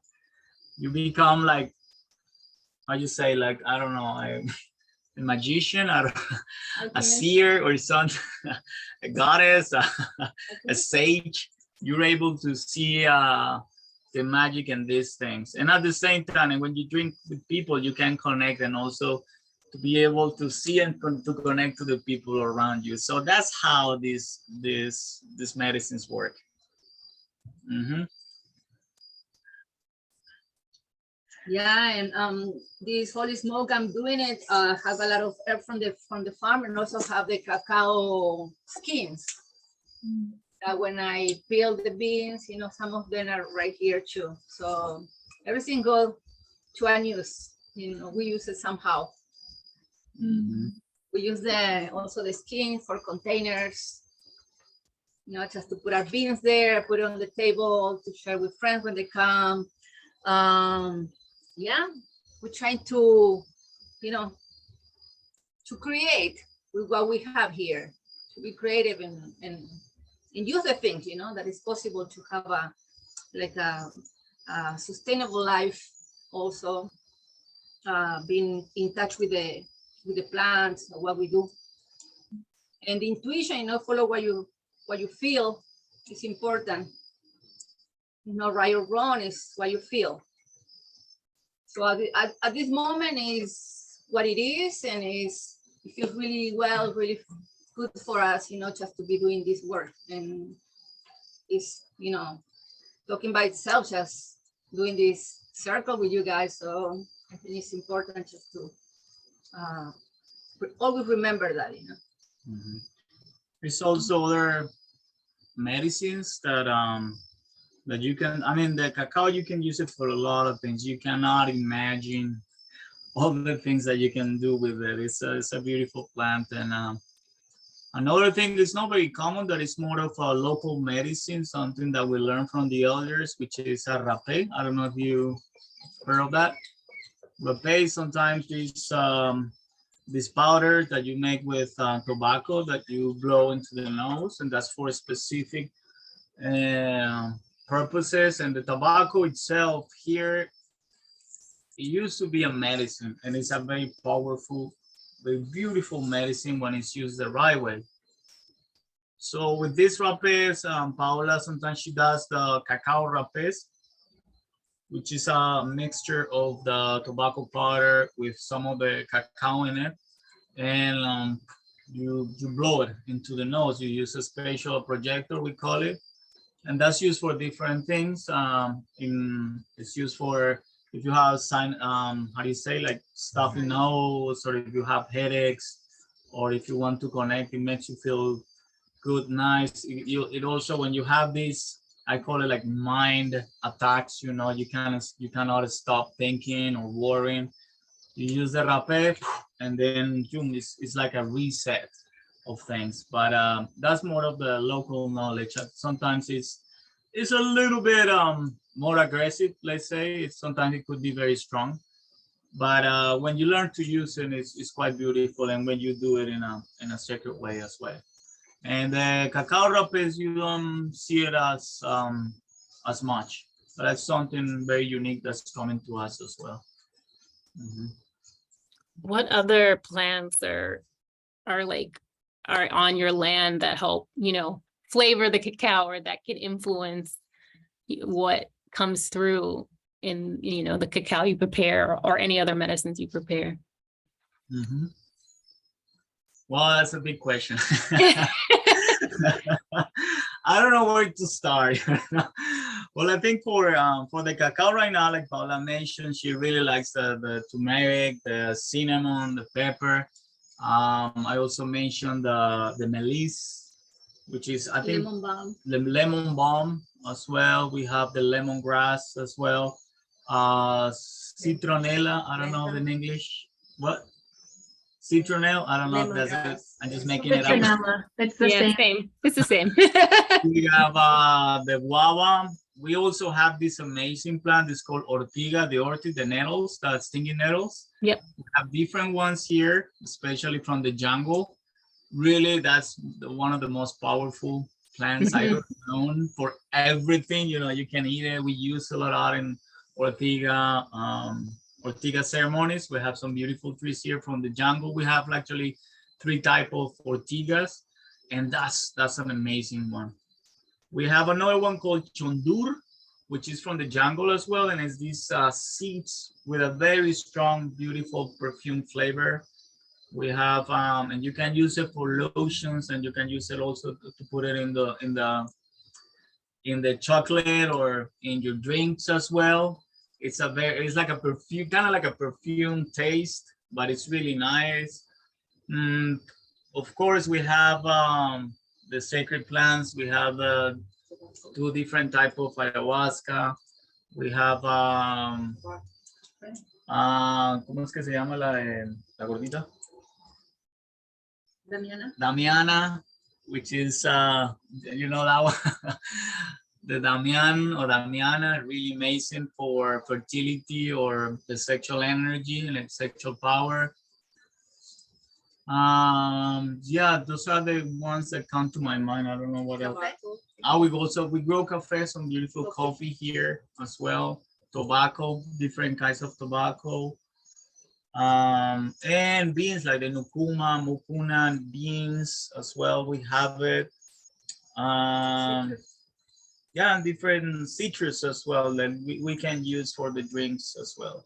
Paola, she's really a magician, and she's a sage on fermentation, so she explores a lot with limoncellos and wines. So that's really cool. I'm really happy about that. And okay, yeah, we also growing some San Pedro here, some Huachuma as well. And yeah, some other like magic plants that we're learning to use. I mean, this looks like the jungle. You need to come here like to see all this. It's quite a beautiful place for that. Do you have journeys there, like to visit or come to the land?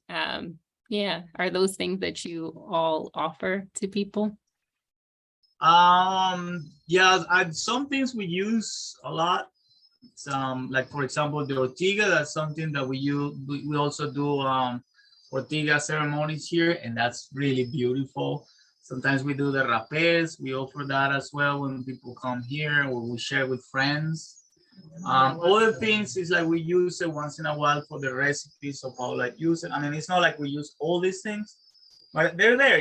For us, it's like friends. When you need it, when somebody got the feeling like you need to do some medicine, you go and use it. But some of them we use it a lot, like the ortiga, the tobacco, the turmeric. There's a few things that we go and use a lot. Mm-hmm. Hadia, were you wanting to know if there were extended retreats or courses as well? Okay, so do you? Yeah, that too. Also, yeah, I was kind of thinking like, as far as like, I know with permaculture, it can influence the flavor of the cacao. That was like my first question. And then as far as, yeah, just, I love that you mentioned, bringing this to younger people, all that stuff. And obviously that's for the community, but then also if you also bring people from outside of like us, from outside of the community to come and journey on the land and all that stuff. Yeah, we technically work as a permaculture school, and we've been doing this for 8 years. So we sometimes we have volunteering program, or sometimes we have these intern programs as well. Now we're using like intern programs, so people come here for 2 weeks, 3 weeks. Sometimes the focus is on permaculture, but at the same time, you cannot separate. I mean, the idea is to have a system, a life system. And so we come here in the permaculture, but we also talk and discuss about these things about medicinal plants. So it's not, we don't have like plant retreats, or medicine retreats. I think this is more holistic. We learn how to tender the land, how to work with the land, and how to use this plant as well. So sometimes we have this program for 2-3 weeks.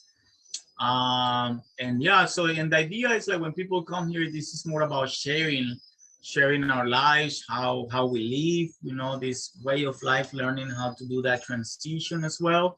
So whoever feels that, that call to explore this is welcome. Now, actually, next week on Tuesday, we're going to the coast. We have to the coast. We have a permaculture course right now. That's an immersion, permaculture immersion. And then in March, the first 3 weeks of March, we're gonna have like an intern program here in the farm, just in case if you're interested, that might be something open. You wanna come? But during the year, yeah, we have these different activities and program open to the people, because the idea is to share.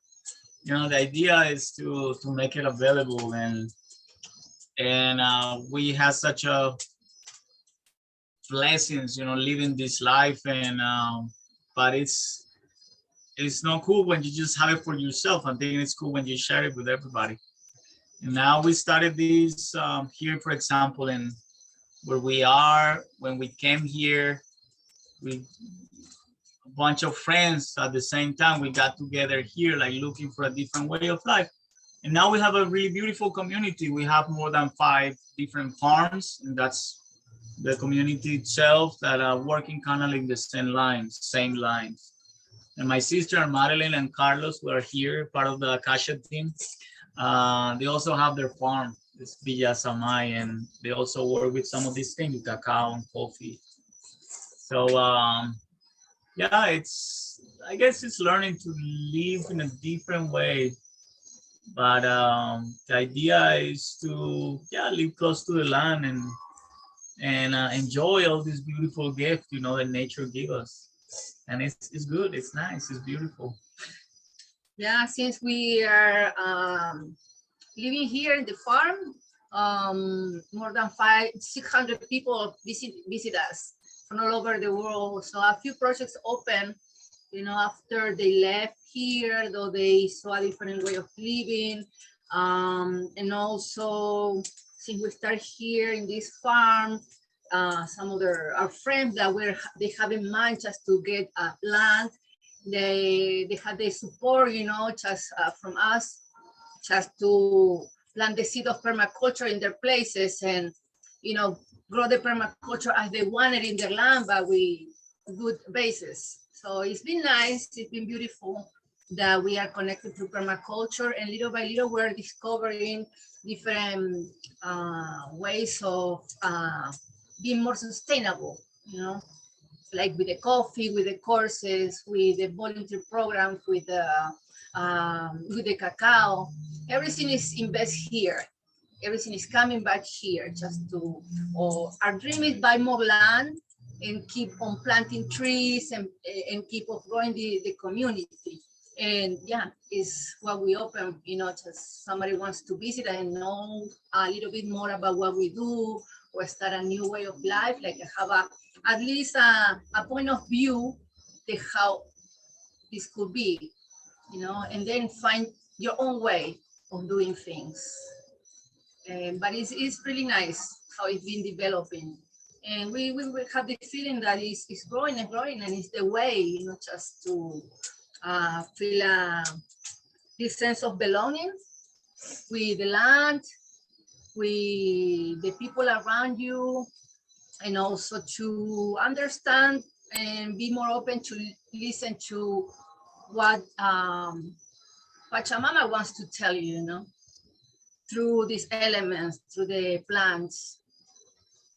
So it's been beautiful, and it's a nice journey. It's not an easy one, but for us, it's been very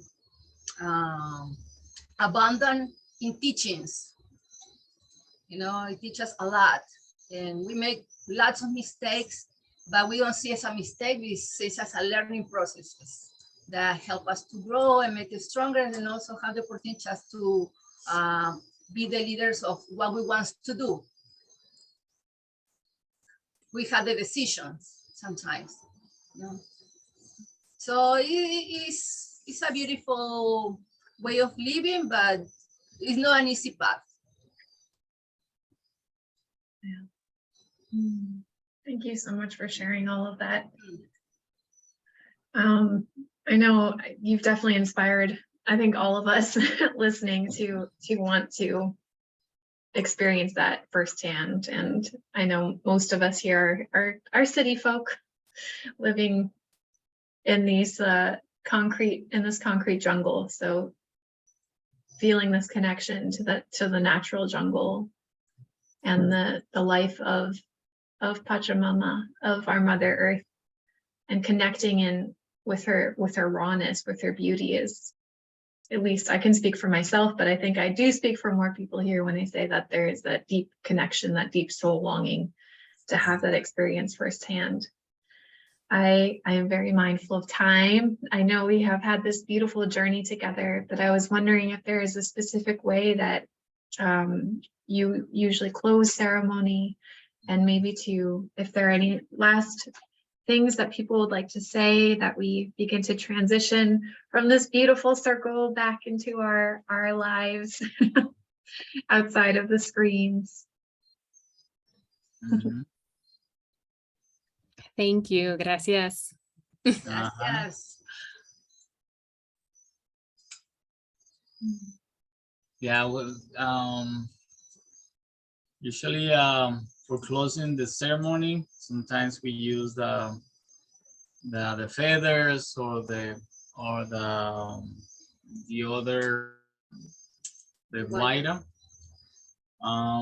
But the idea, like, it's very simple. This was a ceremony for connection, for talking, for friendship. The idea for now is just close our eyes again, and again feeling same as we visit when we go and visit our grandma or grandpa, an elder. We imagine the cacao as an elder. And the same way we greeted to come here, we invited to come here, we also give thanks to cacao for being with us, for planting that seed of connection, for allowing us to see our heart, our emotions, for giving us that courage to go to that place of vulnerability, to express our vulnerability, which is a good power to strengthen us. Feeling thankful, feeling blessed for this beautiful medicine that allows us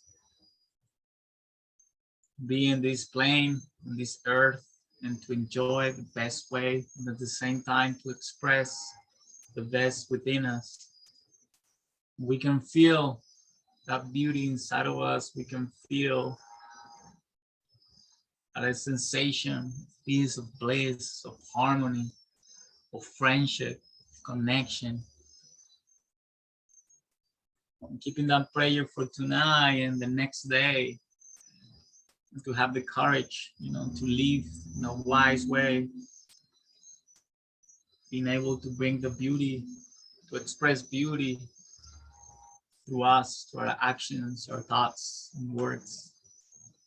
So with a big thanks to the cacao, we're thankful for the fire, thankful for the air, the earth,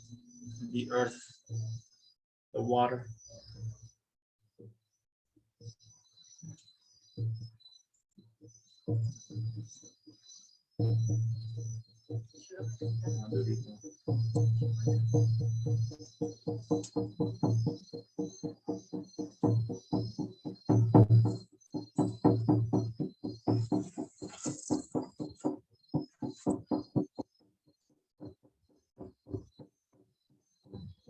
The river is flowing, flowing and growing. The river is flowing back to the sea. The river is flowing, flowing and growing. The river is flowing back to the sea. Mother Earth, carry me, your child I will always be. Father, Son, guide me back to the sea. Mother Earth, carry me, your child I will always be. Father, Son, guide me back to eternity. El río está fluyendo, fluyendo y creciendo. El río está fluyendo hacia el mar. El río está fluyendo, fluyendo y creciendo. El río está fluyendo hacia el mar. Madre tierra, abrázame, tu hijo siempre seré. Padre soy, guíame a la eternidad. Madre tierra, abrázame, tu hija siempre seré. Padre soy, guíame a la eternidad.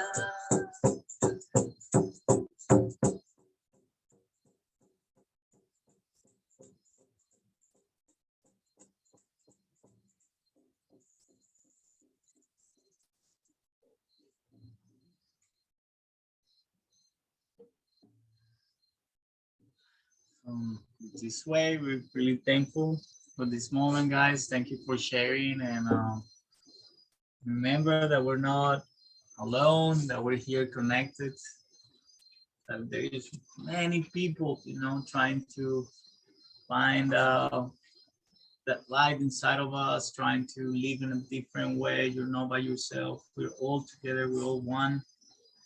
Trust, have faith, believe.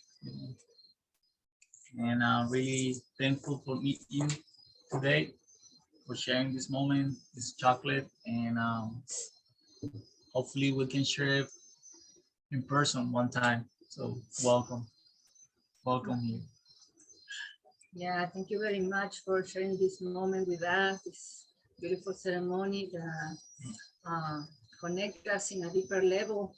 So let the energy of the cacao flow through you, in your families, in your homes, in your relationships, whatever you do in consciousness. And thank you for being there and for trust in this moment, in the Great Spirit. And thank you for this amazing time together at home.